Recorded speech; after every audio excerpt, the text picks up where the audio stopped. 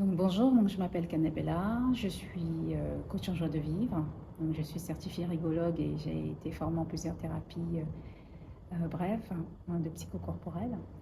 Donc je suis la femme qui a organisé justement cette interview sur le thème de la résilience. Donc je suis là en, en appui également, et parce que tout simplement parce que j'ai écrit un livre sur la résilience et que je me sens concernée par ce sujet.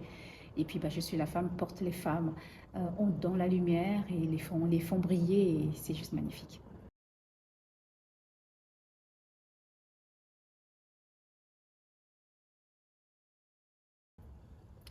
Alors qu'est-ce que la résilience? La résilience pour moi c'est mettre de l'or sur ses cicatrices.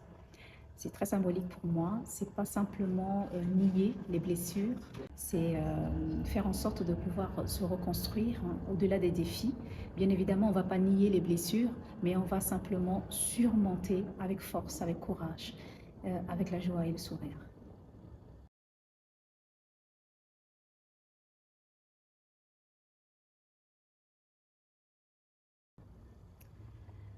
Les défis par lesquels je suis passée, les stratégies plutôt que j'ai mis en place, ça a été la danse. La danse a été pour moi salvateur, la musique. Je chantais dans des groupes de gospel, donc le fait de chanter, ça a été vraiment très salvateur pour moi parce que finalement, ça a créé chez moi, ça m'a réconcilié, on va dire, à, à la respiration, cet outil qu'on a chacun de nous en nous et qu'on a tendance à mettre de côté et par le stress, par les traumatismes, par les blessures, on met de côté la, la danse, la musique, le théâtre, toutes ces approches, on va dire, artistiques m'ont aidé énormément. Ça a été des stratégies pour moi justement pour surmonter tout ce que j'ai bien pu vivre.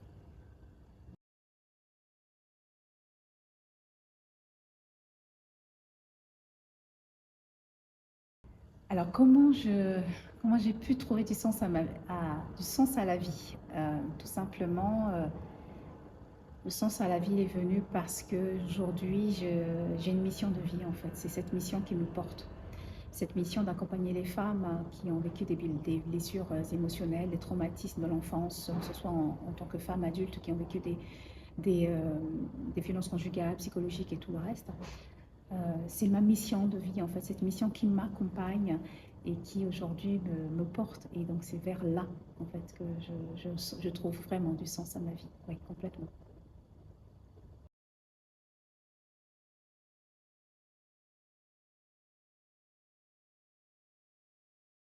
Alors, pour préserver ma santé mentale, les mécanismes que j'ai bien pu mettre en place, c'est bien le rire.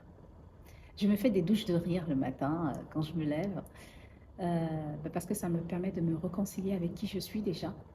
Et la douche de rire, c'est pour moi une hygiène émotionnelle. On ne nous a pas appris ça à l'école. On ne nous a pas appris à gérer nos émotions.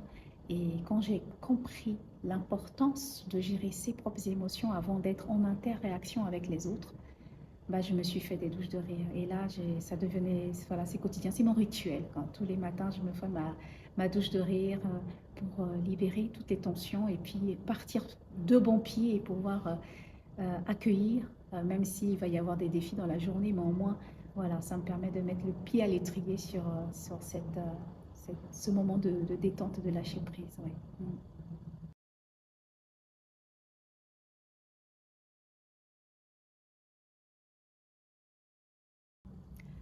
Si j'ai une source de confiance et de spiritualité, c'est bien la foi que j'ai en Dieu. Je pense que c'est quand on vit des moments les plus difficiles ou même quand on a vécu la guerre que même un non-croyant devient croyant.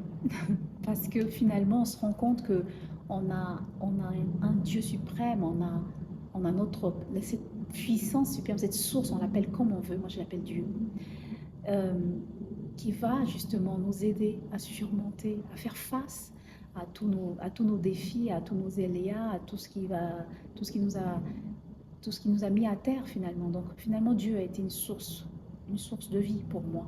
Et il m'a aidé à transcender, à surmonter. C'est vrai, il y a toujours des épreuves, mais grâce à Dieu, j'ai tenu et j'ai pu surmonter, j'ai pu cheminer, en tout cas, cheminer sur le chemin de la résilience et ouvrir la voie et cheminer vers la libération du cœur. Voilà, tout simplement.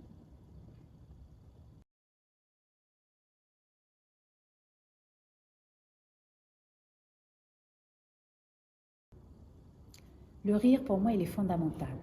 C'est vrai qu'au jour d'aujourd'hui, on rit de moins en moins, hein, mais le rire, il est fondamental. Et dans la thérapie par le rire, c'est vraiment du rire sans raison.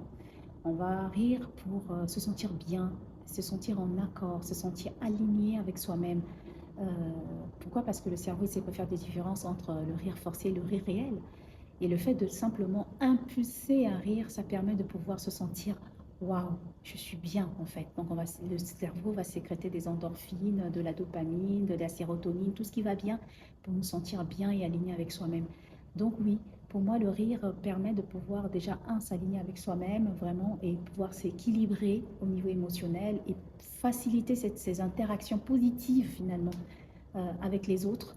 Et puis vraiment voilà, créer cette harmonie avec les autres, parce que finalement, avec les autres, on est dans le partage, et quand on est dans le partage, bah, le rire, ça fait partie de, ça fait partie de la... On est des êtres sociaux, hein, donc on a besoin de se sentir aimé aussi. C'est une façon aussi de se sentir aimé, hein. Quand on va rire, on va partager ces moments de rire avec les autres, ces sourires, et on a plaisir d'aller vers des personnes qui rient et qui sourient, n'est-ce pas?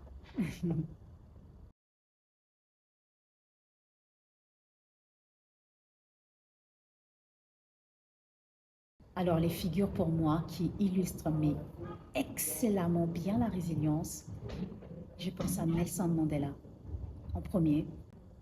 C'est une personne qui a été qui a été emprisonnée pendant 27 ans et qui en est sorti plus sage que quand il était rentré en prison. Et il a été pour moi un modèle de résilience, fortement. S'il y a une deuxième personne qui est pour moi un symbole vraiment de résilience, c'est bien Oprah Winfrey. Elle m'inspire énormément, cette femme, déjà pour avoir vécu tout ce qu'elle a bien pu vivre, hein, pour être moi-même passée par des situations de violence également.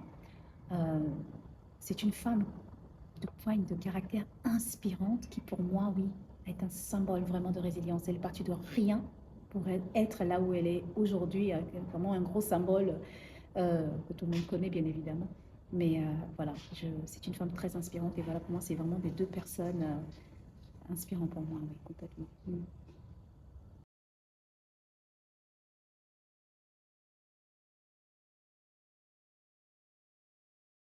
Alors, mon œuvre majeure, j'ai envie de dire mon livre, Résilience, brille à travers ses cicatrices. Alors, pourquoi c'est une œuvre majeure pour moi? Parce que j'ai osé parler, j'ai osé dire les choses, j'ai osé ouvrir la voie, j'ai osé briser les tabous sur l'inceste, j'ai osé briser les tabous sur les violences conjugales, j'ai osé briser les tabous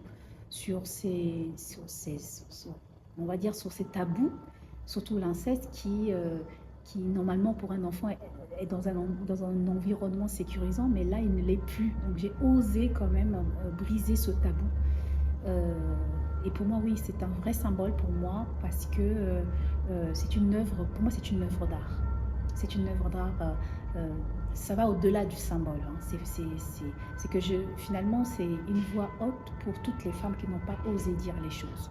Et donc moi, au travers de ce livre que j'ai bien pu mettre en place, ben, j'ai voulu tout simplement exprimer ce que j'avais dans le cœur.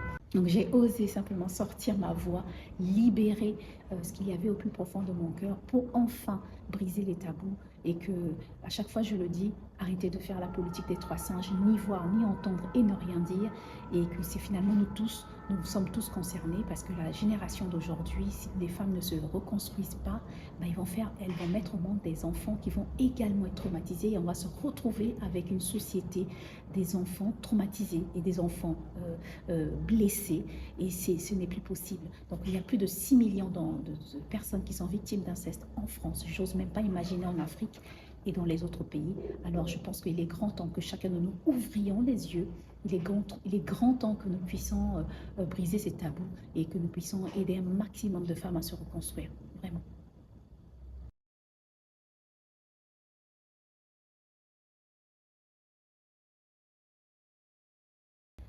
Alors mon regard sur l'avenir, moi je reste optimiste. Moi je suis une fervente de l'optimisme.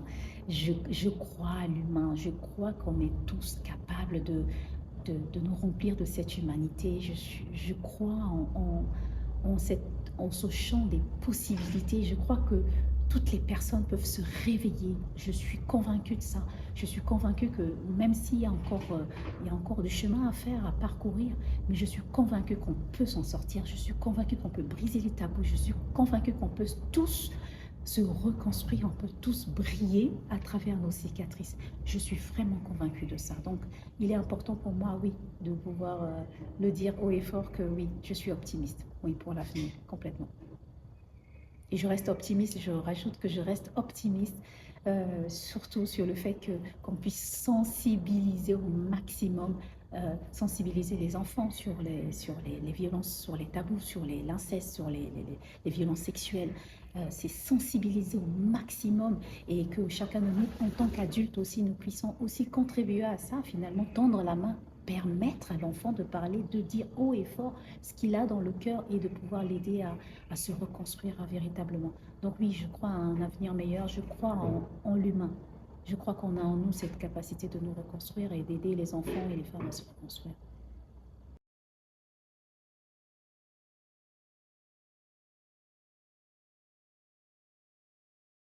Alors le conseil que je donnerais à une femme qui souhaite se reconstruire, qui a vécu par exemple des traumatismes, peu importe, des blessures, on a tous des blessures, on a tous vécu des blessures. Mais le conseil que je donnerais, c'est ose. S'il y a bien un mot que je dirais en premier, c'est ose. Ose sortir du silence. Ose retrouver ta joie de vivre. Ose te reconstruire. Ose aller frapper la porte de ce thérapeute, de ce coach, de cette personne ou de cet ami, de cette personne qui pourra t'aider. Cette femme, je lui dirais, ose. Ose aller vers ces associations. Ose aller parler, sortir ça de tes entrailles. Sors la voix. Sors de l'isolement et va vers ces personnes qui vont pouvoir t'aider. Vraiment, c'est important.